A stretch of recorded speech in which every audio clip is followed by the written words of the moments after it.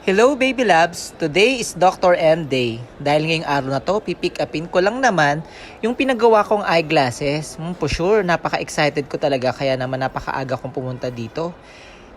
3 p.m. ang meet up ko kay Doc Shirley pero nga medyo na-late ako ng konti. At syempre, itutur ko ulit kayo dito sa Dr. M para meron na kayong pinag-iisipang glasses or sunglasses. O nakapili ka na ba? Pumili ka na.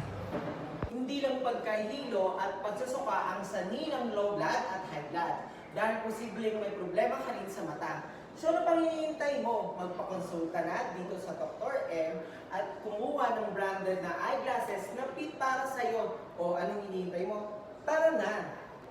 And baby labs, good news. If you're looking for contact lens, meron din silang contact lens dito. At good news ulit, meron silang 20 to 30% discount. Kaya ano pang hinihintay?